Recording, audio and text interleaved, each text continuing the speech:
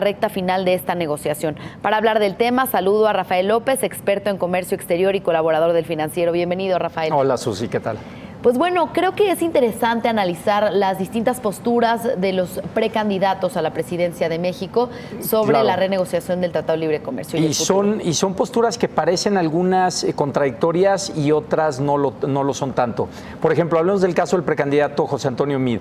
Él me parece que es la postura obviamente más cercana al establishment. Exacto. Y con un interés mayor a la continuidad en la actual relación comercial con los Estados Unidos, aún dentro del marco de la renegociación del Telecán. Él, en su anterior posición como exsecretario de Hacienda, se había manifestado en pro de actualizar el Tratado de Libre Comercio y mantener esa continuidad, ¿no? Incluso decía que él no veía mal, bueno, la cláusula sunset en la que dicen que hay que cancelarlo cada 5 años, él no decía cancelarlo, pero sí revisarlo cada 5 años. ¿No? Y evidentemente él viene de una escuela de pensamiento académico y práctico en el manejo de las finanzas, en la que trae una gran similitud a los parámetros que operan en Estados Unidos. Eso, y con el modelo económico que había implementado la administración anterior, pues mantienen esta tendencia de que él sea el candidato con un mayor acercamiento a la continuidad. Por el otro lado, en un término intermedio, vemos por ejemplo a Ricardo Anaya, que en octubre, apenas hace un par de meses, platicando con expertos de comercio de Canadá, se expresó sí por la actualización del Telecán en materia de derechos humanos, medioambiental, propiedad intelectual,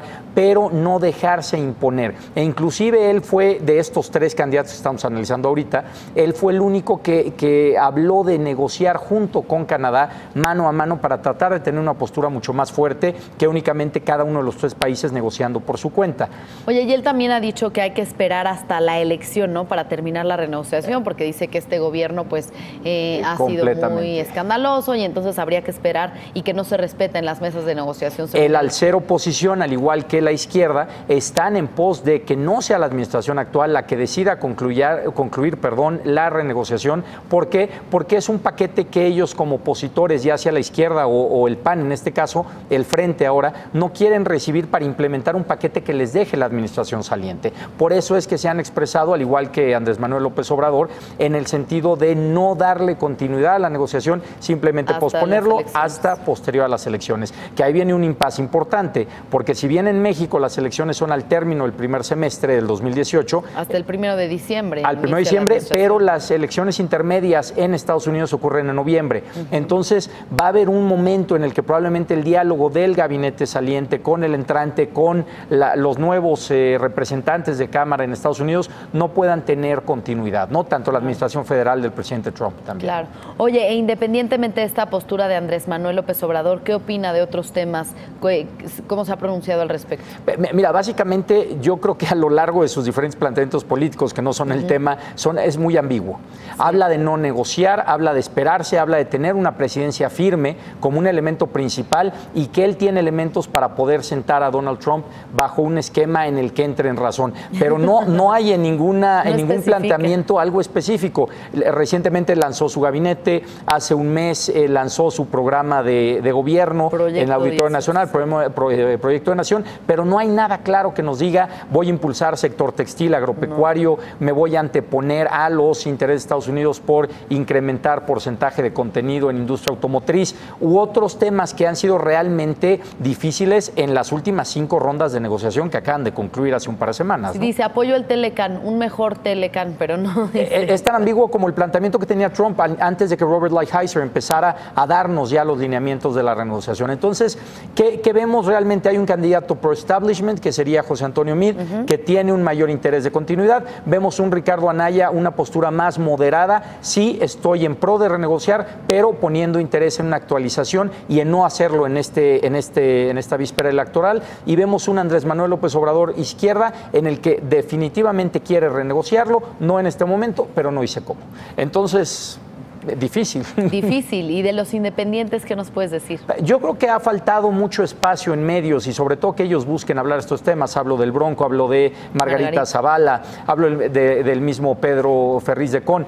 Se han enfocado mucho en estos últimos meses en su proceso de recopilación de firmas para sus campañas y me parece que han dejado de lado comentar sobre temas de actualidad y coyunturales como es la renegociación del Telecán. Entonces yo no los he escuchado, no los he seguido en medios medios como me gustaría para entender qué plantean. Me parece que Armando Ríos Peter es el que ha tenido una participación un poco más visible en medios en temas económicos y él, al igual que Ricardo Anaya, tiene una postura en pro de la actualización del TLC, no cerrar la negociación, pero hasta ahí. Me parece que ahora que viene la sexta ronda el 23 de enero en Canadá, será muy importante cómo ya los que son precandidatos, y algunos de ellos ya serán probablemente candidatos únicos en sus partidos, ya tengan una postura mucho más clara en ese momento coyuntural en la última semana de enero, ¿no? Bien, entonces tú consideras que es muy importante terminar esta renegociación antes de las elecciones de julio. Mira, lo veo difícil, no me gustaría procrastinar ni me gustaría tampoco anticipar.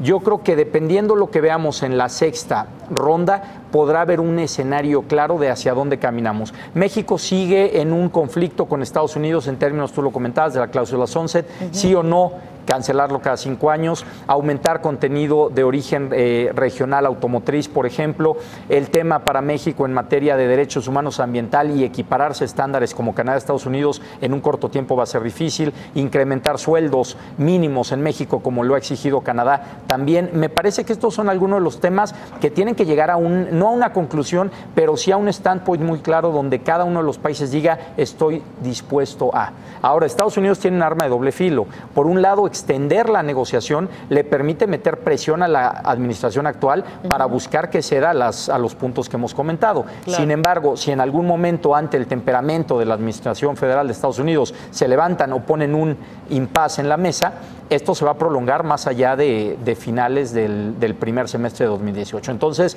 yo creo que seguimos todavía sin claridad, continuarán las negociaciones y hasta la sexta ronda podremos ver México hasta dónde está dispuesto a ceder, ¿no? Bien, pues ya veremos si en esta sexta ronda vemos un panorama más claro. Gracias por el análisis, Rafael López, experto en comercio exterior y colaborador del Financiero. Y gracias por todas tus participaciones este año. Nos vemos en 2018. Claro que sí, gracias por el espacio. Felicidades. Gracias, igualmente.